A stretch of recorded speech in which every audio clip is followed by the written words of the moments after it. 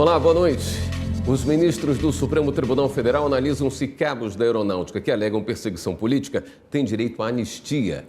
A repórter Carla Lucena acompanhou a sessão do plenário e tem os detalhes. Oi, Carla, boa noite.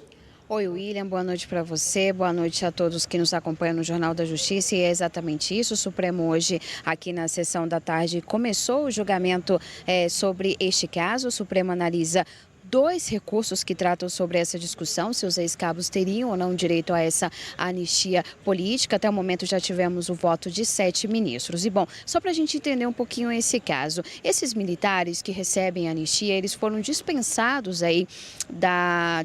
do trabalho em 1964 e passaram a partir de 2003, depois de uma portaria do Ministério da Aeronáutica, a receber essa anistia política. Só que em 2012 o Ministério da Justiça decidiu rever, a comissão aí de anistia decidiu rever esse pagamento desse benefício e suspendeu o pagamento. Foi então que alguns ex-cabos que recebiam esse benefício entraram na Justiça. Um foi analisado pelo Superior Tribunal de Justiça, que decidiu então derrubar essa decisão do Ministério da Justiça e restabelecer o pagamento da anistia. Foi então que a Advocacia Geral da União e também o Ministério Público Federal entraram com esses recursos que estão sendo julgados aqui no Supremo Tribunal Federal. A AGU alega que é inconstitucional o pagamento desse benefício aos ex-cabos porque eles não se encaixam dentro dos critérios estabelecidos de perseguidos políticos. Hoje nós tivemos então, inicialmente, a fala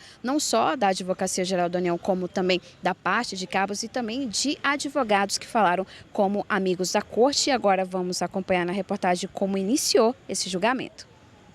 Primeiro a falar, o advogado-geral da União disse que a Constituição não permite o pagamento de anistia aos ex-cabos, por eles não se encaixarem nos requisitos dos anistiados, como perseguição política. Ressaltou ainda que há impacto financeiro desses benefícios nas contas públicas. A grande pergunta é: como perseguir quem você sequer conhece?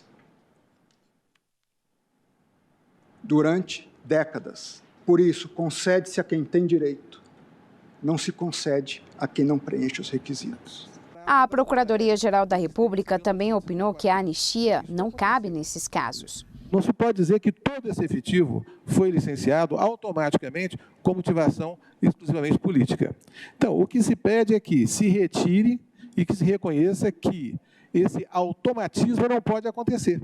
O caso em julgamento discute decisão do Superior Tribunal de Justiça, que derrubou a portaria do Ministério da Justiça. A pasta decidiu rever as anistias e suspendeu o pagamento. O advogado de um dos ex-cabos disse que esse direito já está consolidado e não pode ser cortado.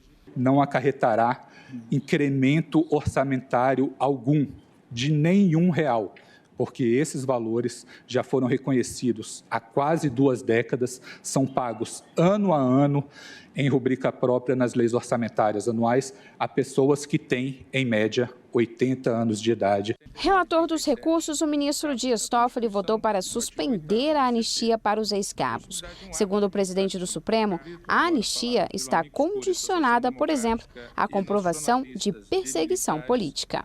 Por si só, não constitui ato de exceção, sendo necessário a comprovação, caso a caso, da ocorrência de motivação político-ideológica para o ato de exclusão das Forças Armadas e consequente concessão de anistia política.